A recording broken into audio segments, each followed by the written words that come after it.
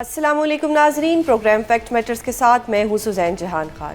وزیر اعلیٰ پنجاب مریم نواز کے بیانات سے شروع ہونے والا تنازع اتحادی جماعتوں میں دوریوں کو مسلسل بڑھا رہا ہے۔ پاکستان پیپلز پارٹی اور پاکستان مسلم لیگ نون کے رہنماؤں کے درمیان تلخ جملوں کا تبادلہ بدستور جاری ہے۔ گزشتہ روز پاکستان پیپلز پارٹی نے احتجاجاً قومی اسمبلی سے واک آؤٹ کیا تھا اور اب یہ بتایا جا رہا ہے کہ واک آؤٹ کا سلسلہ تب تک جاری رہے گا جب تک بیانات پر معافی نہیں مانگی جاتی۔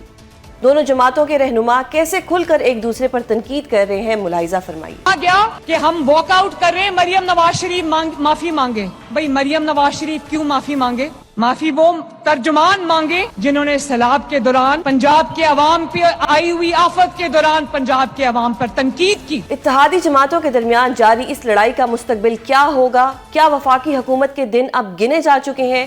اس سب پر بات کریں گے۔ ہمارے ساتھ موجود ہیں وفاقی وزیر رانا تنویر حسین۔ بہت شکریہ سر پروگرام میں اپنا قیمتی وقت دینے کے لیے۔ سر، مریم صاحبہ کے بیان پر آپ کے اتحادی ناراض ہو گئے ہیں، واک آؤٹ کر دیا اور وہ کہتے ہیں کہ واک آؤٹ جاری رکھیں گے۔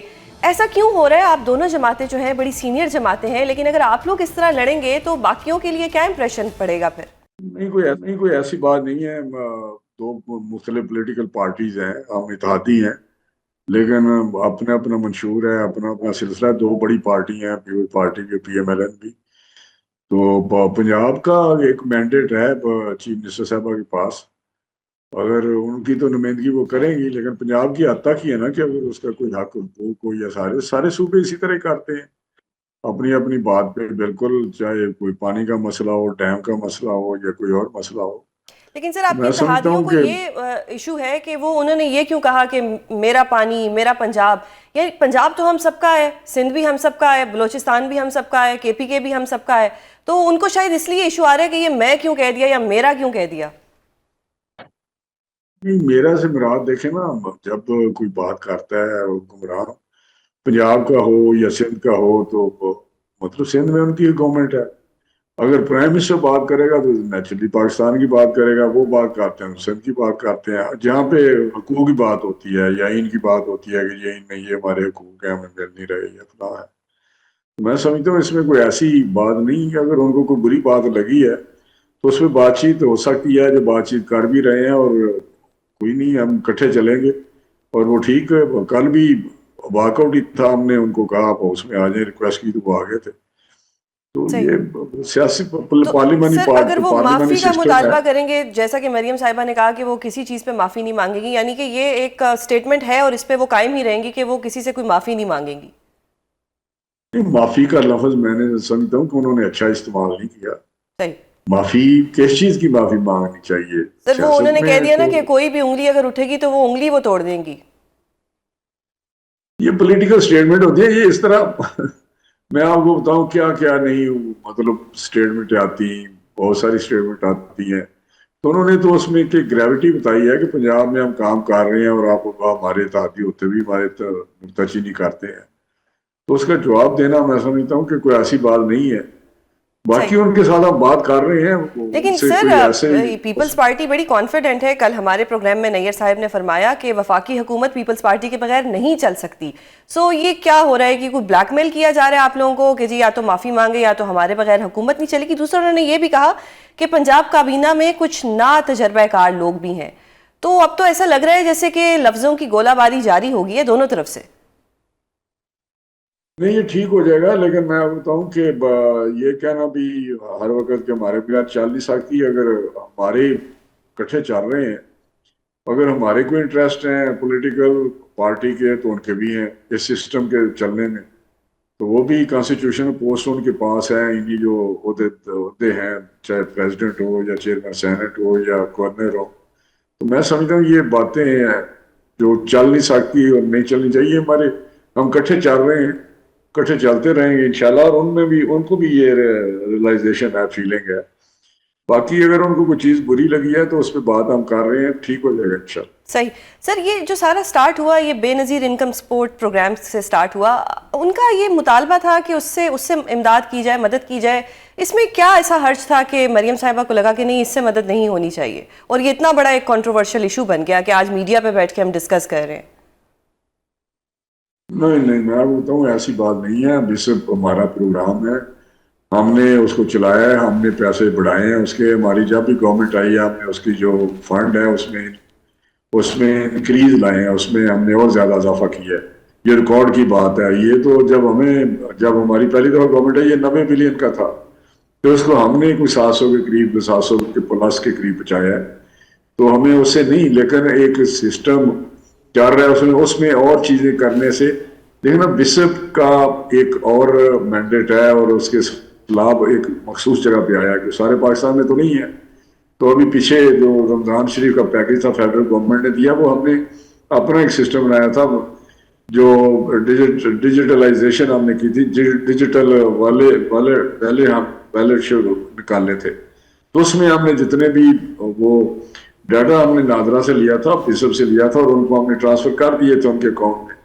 تو یہ میرا ایسا ایشو نہیں ہے جس کو ایشو بنایا جا رہا ہے. بات تو فنڈ کی ہے, فنڈ اس میں ہے, اور بلکہ ہم تو کہتے ہیں یہ اپنے صوبے کا بشپ پروگرام یہ خود ہی سنبھال لیں. پنجاب اپنا پورشن جو ہے وہ سب لے.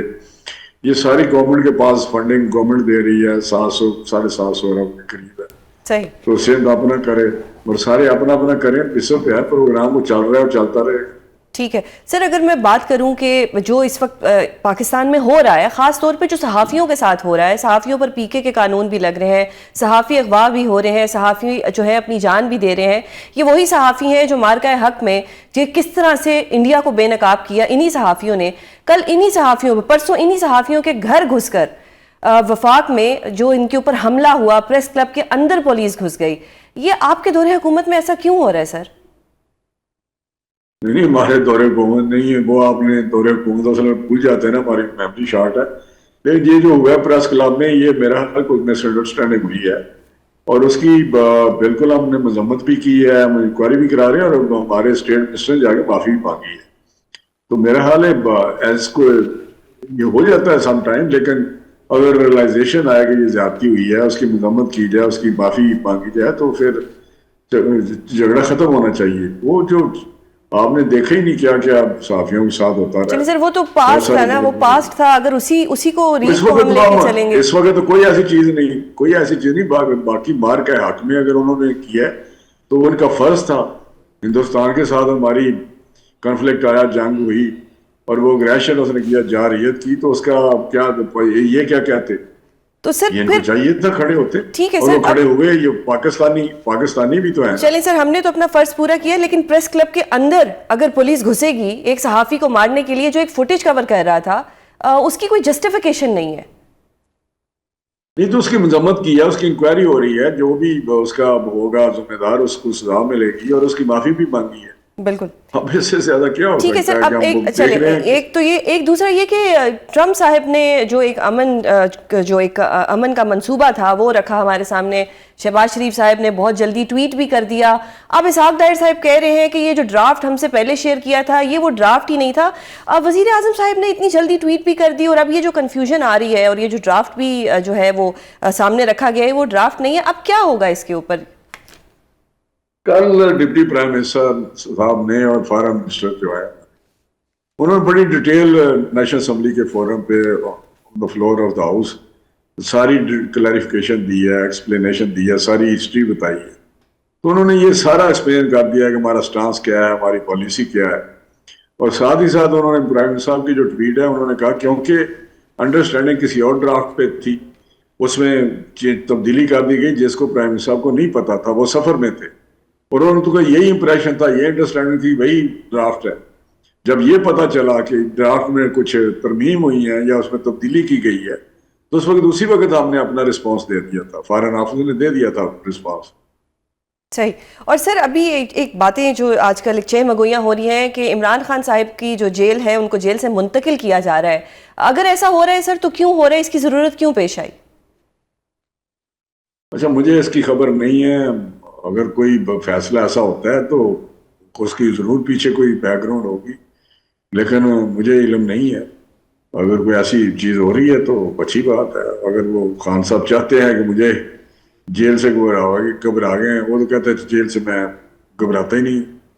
صحیح سر. نہیں وہ آپ نے ایسی بات کی نا, وہ تو ابھی بھی مطلب ان کی تو اہلیہ نے خود درخواستیں دی کہ جی مجھے جو بنی گالا ہے, بنی گالا سے شفٹ کر کے اڈیالہ میں ہی لے جایا جائے. تو اس سے تو امپریشن یہی آ رہا ہے کہ دونوں ہسبینڈ وائف جیل سے نہیں گھبرا رہے.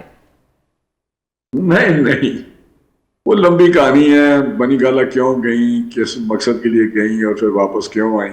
صحیح. تو ان کی اپنے ہی ہسبینڈ یا دوسری پارٹی, مجھے خبر تو نہیں, لیکن ان کا خیال ہوگا کہ یہ شاید اس کی کوئی انڈرسٹینڈنگ ہو گئی ہے یا گورنمنٹ کے ساتھ کوئی اس کا کوئی سلسلہ چل رہا ہے, تو اس سے شاید وہ گھبرا گئی اور واپس چلی گئی ہوں.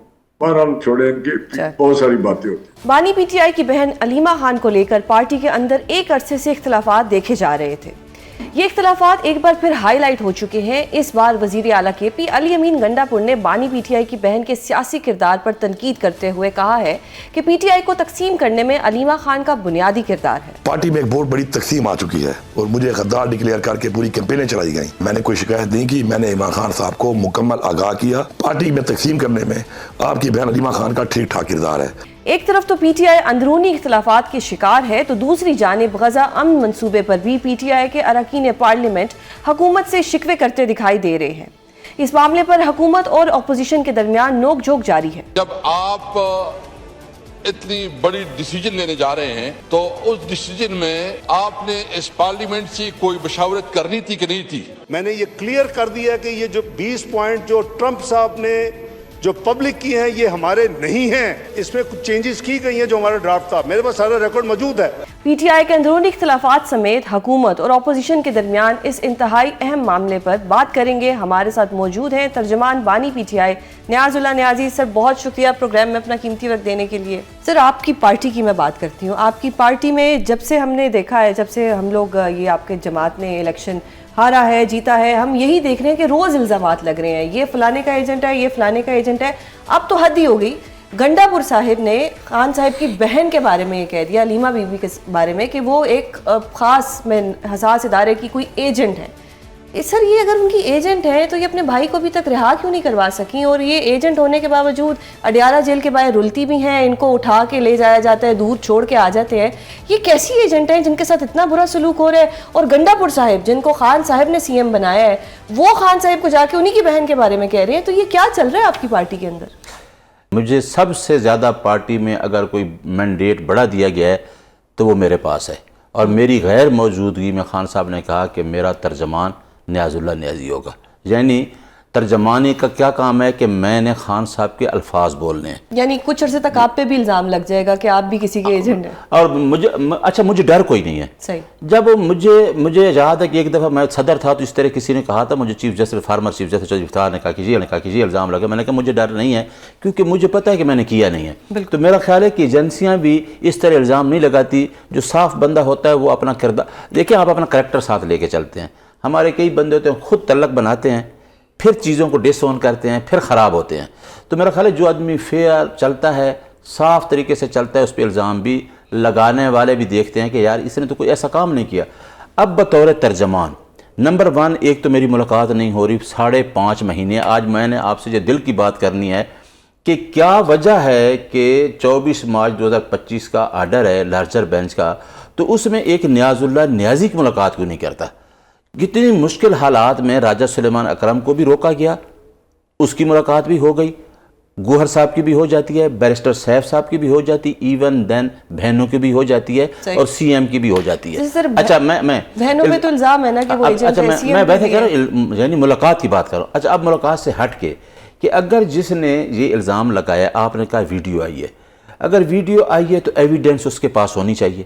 دیکھیں نا, کوئی میں وکیل بھی ہوں نا, آپ نے مجھے کہا آپ وکیل بھی ہیں, تو میرے پاس اگر ایویڈنس ہے تو مجھے تو کوئی ڈر نہیں ہوگا. میں اپنی پارٹی میں چاہے خان کا کوئی قریبی تعلق والا ہے, چاہے اس کا کوئی آدمی, مجھے کسی سے کوئی خوف نہیں ہوتا. میں سامنے ہی بات کر دیتا ہوں کہ ہاں بھائی یہ بات ہے.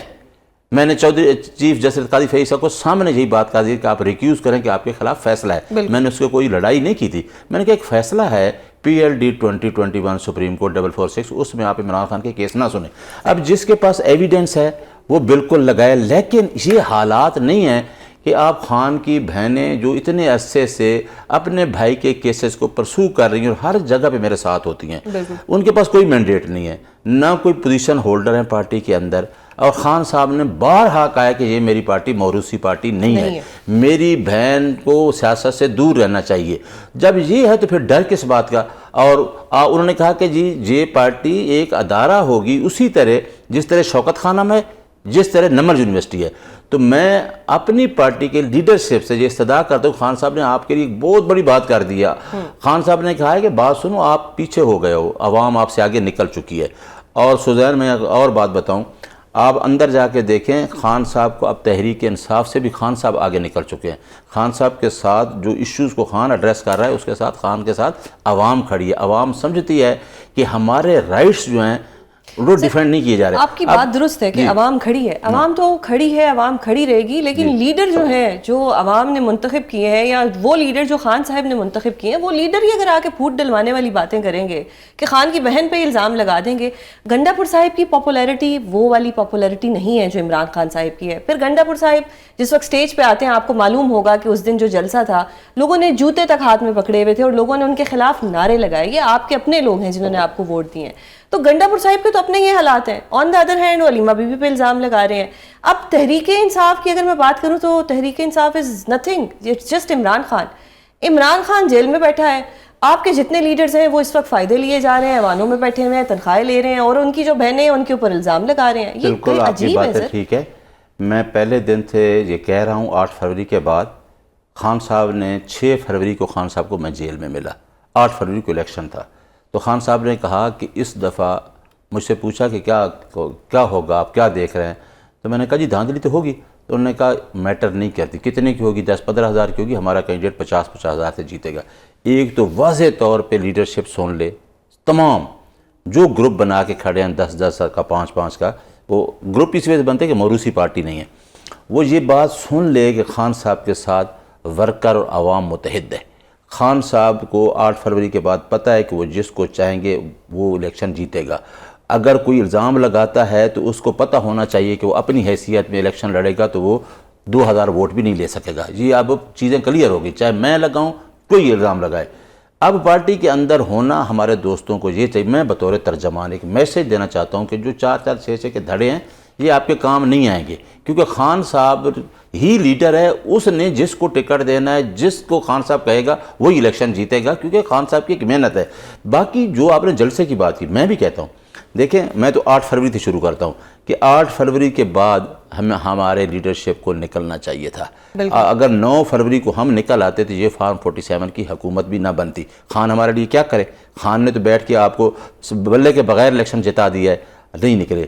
اب اس پہ آپ دیکھیں، میں نے اتنی محنت کی اس جلسے پہ، پورے کشمیر میں ایک ایک جگہ پہ، میں یعنی ان کی بہنوں نے بھی، میں نے چیئرمین کو کہا گوہر صاحب کو کہ آپ بھی، میں کہتا ہوں کہ آپ کو میسیج دینا چاہیے تھا کہ آپ سارے لوگ اس جلسے میں شریک ہوں۔ جلسے کو، یہ جلسہ تو بہت بڑا ہونا تھا، جلسہ بڑا ہوا ہے، پھر جلسے کے اندر جو چیزیں تھیں وہ مس مینیج تھیں کہ لوگوں کو جگہ نہیں ملی۔ لوگوں کا گریوینس یہ ہے کہ 8 فروری کے خلاف خان کے لیے کچھ نہیں کیا گیا، اس وجہ سے وہ علی امین گنڈا پور کو یا مجھے یا سب کو نشانہ بنا رہے ہیں۔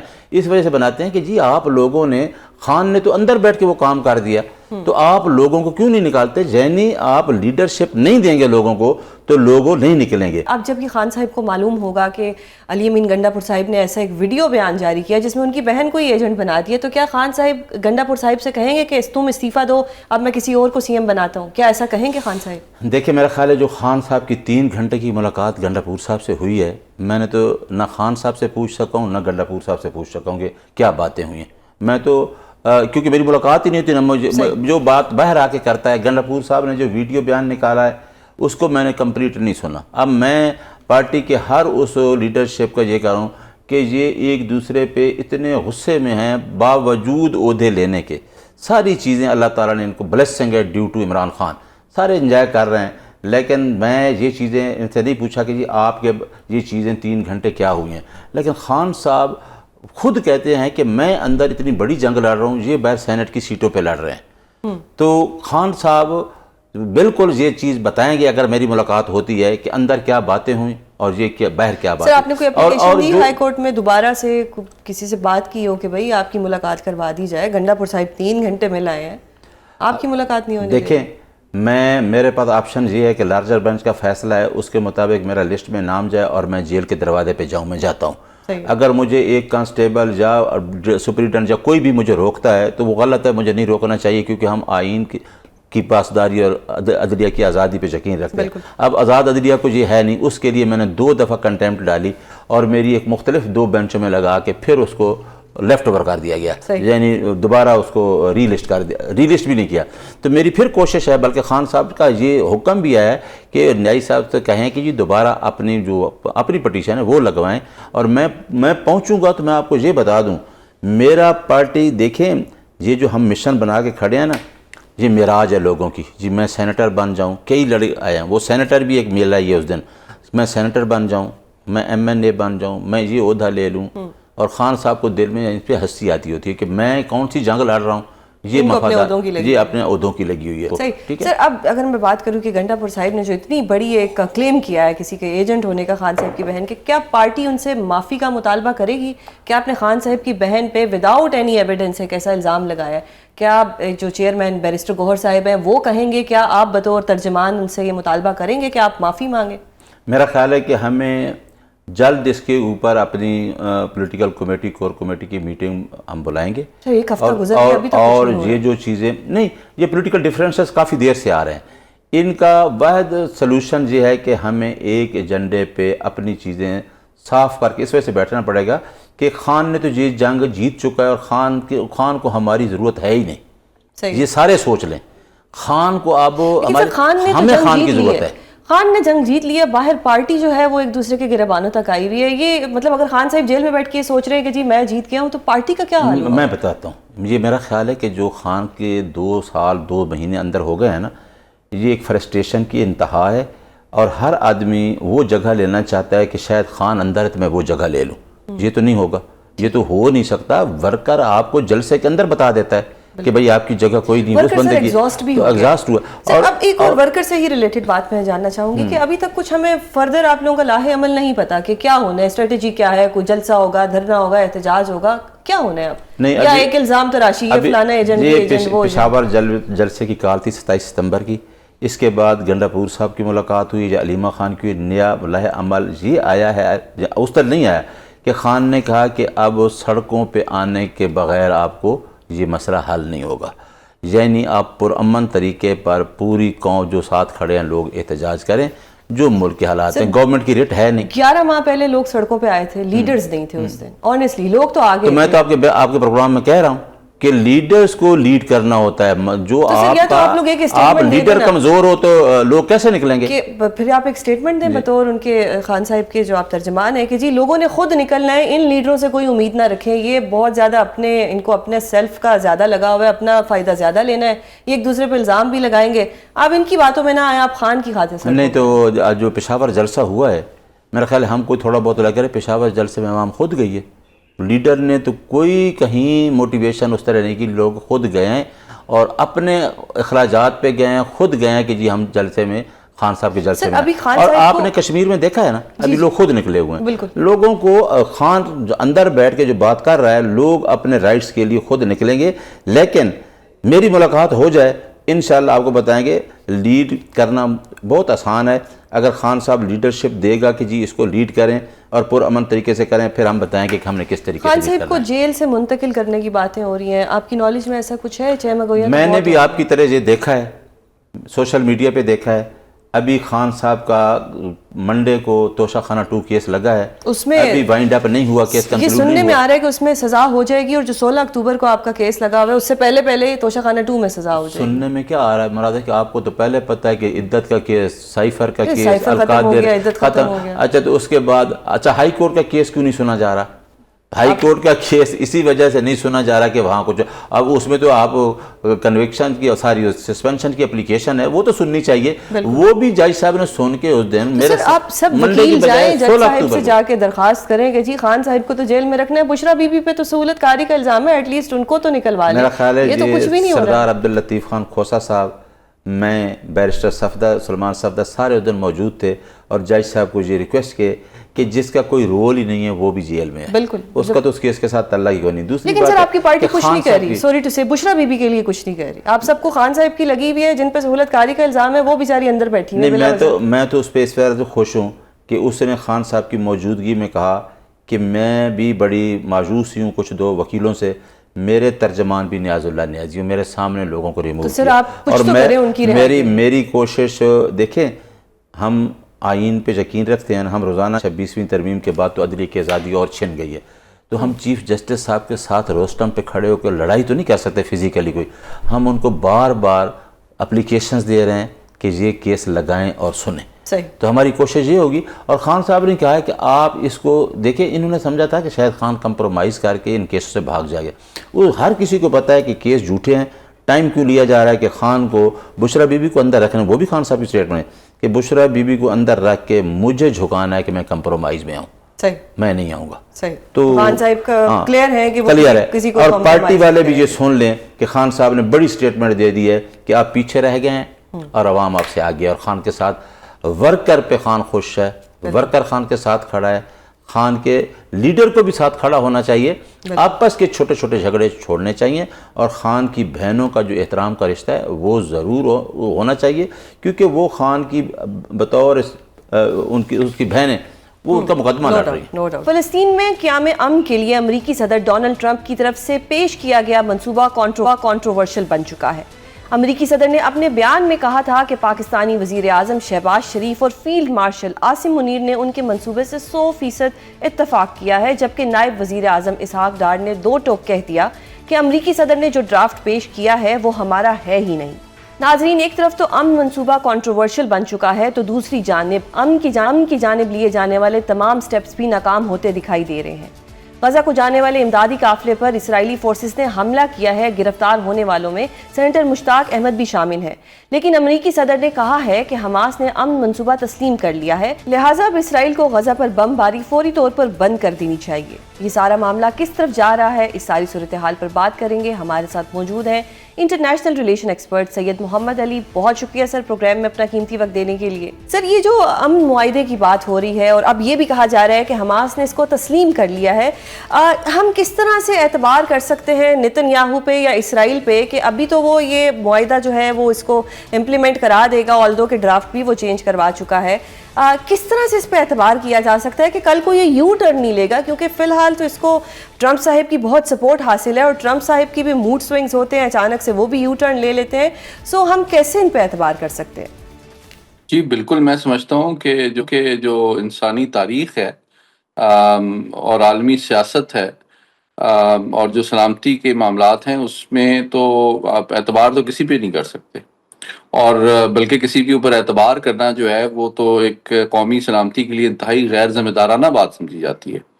تو البتہ دیکھیں، میں دونوں سائڈ پہ بات کرتا ہوں ایک نیوٹرل انداز میں، کہ اس معاہدے میں مثبت پہلو کیا ہیں اور منفی پہلو کیا ہے۔ مثبت پہلو یہ ہے کہ جو 4 بڑے سٹیک ہولڈرز ہیں اس معاہدے کے، مغربی طاقتیں ہیں جس میں امریکہ شامل ہے، اسرائیل ہے، حماس ہے، اور مسلم اور عرب دنیا ہے، تو یہ تمام جو سٹیک ہولڈرز ہیں وہ اس معاہدے کو سراہ رہے ہیں، یا اس کو ڈپلومیٹکلی اس میں شریک ہونا چاہتے ہیں، اور امن کی جانب بڑھنا چاہتے ہیں، اور جو کشت خون ہے اور خون ریزی ہے اور نسل کشی ہے فلسطینیوں کی، وہ بند کرنے کی خواہش رکھتے ہیں۔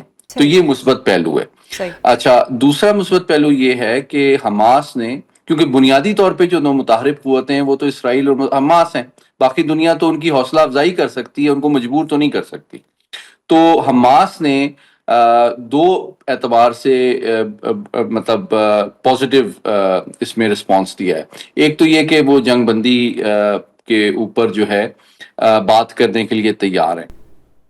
دوسری بات یہ کہ جو اس سے بھی بڑی ان کی جانب سے پیشکش ہے وہ یہ ہے کہ جو نیا وہاں کا سیاسی ڈھانچہ فلسطین میں بنے گا، ٹیکنوکریٹس پر مبنی، اس پر بھی وہ رضامندی انہوں نے ابتدائی طور پر ظاہر کی ہے۔ سر، اب یہ جو امریکی صدر نے فرمایا کہ جی پاکستانی وزیر اعظم اور فیلڈ مارشل نے اس منصوبے کے ساتھ 100% اتفاق کیا، ایک طرف ٹرمپ صاحب یہ بات کرتے ہیں، آن the other hand Ishaq Dar صاحب کہتے ہیں جو ڈرافٹ ہمیں دکھایا گیا یہ تو وہ ڈرافٹ ہی نہیں تھا۔ پھر ایک طرف پی ایم صاحب ایک ٹویٹ بھی کر دیتے ہیں، پھر وہ ٹویٹ کے بعد مطلب ایک وہ بڑے خوش ہوتے ہیں، بڑا اپریشیٹ کرتے ہیں۔ اگر یہ وہ ڈرافٹ ہی نہیں تھا، اگر ڈرافٹ ہی چینج کر دیا گیا، یہ ہم کس طرح سے پھر اعتبار اعتبار کریں گے ٹرمپ کے اوپر؟ کیونکہ وہی میرا سوال ہے کہ کس طرح سے ہم اعتبار کریں، اور پھر یہ جو پاکستان کا اس پہ ریئیکشن ہے یا یہ جو خوشی خوشی ٹویٹ کر دیا گیا، اس کو آپ کس طرح سے دیکھتے ہیں؟ جی میں آپ سے متفق ہوں کہ تھوڑا سا ہم نے اس کو سیلیبریٹ کرنے میں عجلت سے کام لیا. عالمی سیاست میں جو اس طرح کے اہم اور نازک اور حساس ترین معاملات ہوتے ہیں وہ صرف یک طرفہ طور پہ، چاہے وہ صدر ٹرمپ ہی ہوں، نہ تو حماس، میں واضح کرنا چاہتا ہوں، نہ حماس مکمل طور پہ صدر ٹرمپ کے کنٹرول میں ہے اور نہ بنجامن نتن یاہو مکمل طور پہ ان کے کنٹرول میں ہے. یہ بات واضح کرنا نیتن یاہو آپ بڑے کے فیورٹ ہیں ٹرمپ ہاں صاحب نہیں کے. دیکھیں، ہم امریکہ کو ایک عالمی طاقت سمجھتے ہیں، اس میں کوئی شک نہیں ہے. ابھی صدر ٹرمپ صاحب نے کوشش کی کہ جناب ان کا تو ایلائی ہے نا یوکرین، انہوں نے کہا جی یہ تو کوئی مسئلہ ہی نہیں ہے، میں یوکرین اور پوتن کی جنگ بند کرا دیتا ہوں. تو کیا وہ کامیاب ہو گئے اس میں؟ یوکرین جو ہے مکمل طور پہ دفاعی اعتبار سے ڈیپینڈنٹ ہے امریکہ کے اوپر، لیکن وہ بھی جنگ بندی پر اتنا نقصان روس جیسی عالمی طاقت کے خلاف اٹھانے 3-4 سال کے باوجود وہ راضی نہیں ہوا. انہوں نے کہا آپ نے میری ایڈ بند کرنی ہے تو کر دیں، میں یورپ سے ایڈ لے لوں گا، لیکن جنگ میں نہیں بند کروں گا. صحیح. آپ بات سمجھ رہے ہیں؟ تو امریکہ یوکرین جیسے ملک جو کہ مکمل طور پہ امریکہ کے ایک طرح سے ڈیپینڈنٹ تھا ملیٹریلی، اس نے بھی جنگ جاری رکھنے کو چاہے امریکہ نے اب جو تھریٹ بھی مسلمانوں کیا. کے جو یہ سیکرٹ پلیسز ہیں ان کا مستقبل کیا ہوگا؟ دیکھیں میں سمجھتا ہوں کہ جو 3 پہلو ہیں، ایک تو مسلمانوں کے جو اہم ترین مقدس ترین مقامات ہیں، بیت المقدس ہے، اور وہاں پہ میں بتانا چاہتا ہوں کہ عیسائی اور یہودی تینوں جو بڑے مذاہب ہیں ان کے مقدس ترین مقامات ہیں. جو ویلنگ وال دیوار گریا ہے وہ یہودیوں کے لیے مقدس ترین مقام ہے. پھر اسی طرح ہمارا قبلہ اول وہاں پہ ہے. عیسائی جو ہیں حضرت عیسیٰ کی ولادت وہاں ہوئی ہے، ان کی زندگی وہاں گزری ہے، تو تینوں مذاہب کے لیے یہ بہت مقدس ترین مقام ہے. تو یقینی طور پہ کوئی ایسی ارینجمنٹ جو ہے جس میں اس کو ایک عالمی ایک ارینجمنٹ ایسی ہو کہ تینوں مذاہب کے لوگوں کو آزادی کے ساتھ یہاں جانے کی، عزت جان مال عزت کے احترام کے ساتھ وہاں عبادت کرنے کی اجازت ہو، یہ عالمی امن و استحکام کے لیے ایک ضرورت ہے. دوسری بات یہ کہ یہ جو امن منصوبہ ہے، میں یہ کہوں گا کہ یہ ایک منصوبہ اور ایک آئیڈیا ہے، ابھی یہ فائنل شکل میں نہیں آیا. ہم نے اس کو سیلیبریٹ کرنے میں میرے خیال میں پاکستان کی حکومت کی جانب سے عجلت کا مظاہرہ کیا گیا. حکومت سے بہت خوش ہے، شاید وہ خوشی میں ان کو پتہ نہیں چل رہا. دیکھیں آپ کے تعلقات اس وقت صدر ٹرمپ سے 2 طرفہ سطح پہ خوشگوار ہے، جو کہ بڑی اچھی بات ہے پاکستان کے قومی مفاد میں. لیکن اس کا یہ مطلب نہیں ہے کہ صدر ٹرمپ ایک مطلب مسئلہ فلسطین کے حوالے سے یا غزہ کے کانفلکٹ کے حوالے سے جو بات کر رہے ہیں وہ فوری طور پہ ہماری بات مان لیں گے. دوسری بات یہ ہے کہ یہ بھی مجھے واضح کرنا ضروری ہے کہ یہ 8 ممالک کا جو اثر و رسوخ صدر ٹرمپ پہ ہے، وہ نتن یاہو صاحب کا جو اثر و رسوخ ہے اس کے برابر نہیں ہے. یہ بھی واضح کرنا ضروری ہے. ورنہ اگر 8 ممالک کے مسلمان اور عرب لیڈرز مل کر اگر ایک ڈاکومنٹ پر اگری بھی کرتے ہیں تو صدر ٹرمپ ان کو ان کی بات سن کر مان کر پھر بھی اگر بنجامن نتن یاہو کی جو ڈیمانڈز ہیں وہ پوری کرتے ہیں تو اس سے یہ بات واضح اور ثابت ہو جاتی ہے کہ یہ 8 ملکوں کی خوشنودی امریکہ کے لیے ایک طرف اور بنجامن نتن یاہو اور اسرائیل کی ترجیح دوسری طرف. اس میں بیلنس نہیں ہے، یہ ایک حقیقت ہے. اگر اس کا ادراک اور احساس مسلم دنیا کو نہیں ہے تو میں سمجھتا ہوں کہ وہ ایک احمقوں کی جنت میں رہ رہے ہیں. یہ جو آج 20 نکاتی فارمولے پہ بات ہو رہی ہے، دیکھیں حقیقت یہ ہے کہ میری توقع اور اندیشے کے بدقسمتی سے عین مطابق نہ تو حماس منوان 20 کے 20 پوائنٹ کو پوائنٹ فار پوائنٹ ماننے کے لیے تیار ہے، اور نہ اسرائیل سے یہ توقع کی جا سکتی ہے کہ وہ انخلا کر دے گا فوری طور پہ تمام مقبوضہ علاقوں سے. تو یہ بات حقیقت اور احتیاط کی متقاضی ہے کہ جناب مذاکرات ہوتے ہیں، اس میں کوئی چیز ابھی فائنل ہوئی نہیں ہے، اور فائنل وہی چیز ہوگی جو کہ مشترکہ طور پہ حماس، اسرائیل، مسلم اور عرب دنیا اور امریکہ کو مشترکہ طور پر قبول ہوگی. اور وہاں تک ابھی ہم نے پہنچے نہیں ہیں. یہ مذاکرات ایک سفر ہے، ابھی اس کا یہ اختتام نہیں ہوا ہے، اور یہ توقع کرنا کہ حماس اسرائیل فوری طور پہ وہ 20 پوائنٹ سے مکمل اگری کر جائیں گے، یہ بھی غیر حقیقت پسندانہ بات ہے۔ تو جو ڈاکومنٹ نکلے گا اس عمل میں شریک، ابھی دیکھیں حماس نے صرف یہ کہا ہے کہ اس عمل میں ہم شریک ہو رہے ہیں، اس کا مطلب یہ نہیں ہے کہ انہوں نے ہر بات مان لی ہے، اور اسرائیل کا بھی مطلب یہ نہیں ہے کہ وہ فوراً مان لیے۔ ہاں کامن اور پازیٹیو پوائنٹ یہ ہے کہ جناب یہ سارے ممالک، مغربی طاقتیں، مسلم اور عرب ممالک، حماس اور اسرائیل چاہتے ہیں کہ جنگ بند ہو، یہ اچھی بات ہے، لیکن کس کنڈیشن کے اوپر جنگ بند ہو اس پہ ابھی کنسنسس تو نہیں ہوا، اور اس کے لیے مذاکرات کا عمل آگے چلے گا، اور این ممکن ہے، میں امید کرتا ہوں کہ اس پہ کنسنسس ہو جائے۔ لیکن یہ توقع کرنا کہ صدر ٹرمپ کے جو 20 پوائنٹ ہیں، چاہے مسلم دنیا، چاہے عرب ممالک، چاہے حماس، چاہے اسرائیل، سارے مان لیں گے، یہ ایک غیر حقیقت پسندانہ توقع تھی اور ہے۔ بہت شکریہ سر پروگرام میں اپنا قیمتی وقت دینے کے لیے۔ ناظرین پروگرام کا وقت ختم ہوتا ہے، کل آپ سے دوبارہ ملاقات ہوگی، اپنا بہت خیال رکھیے گا، اللہ حافظ۔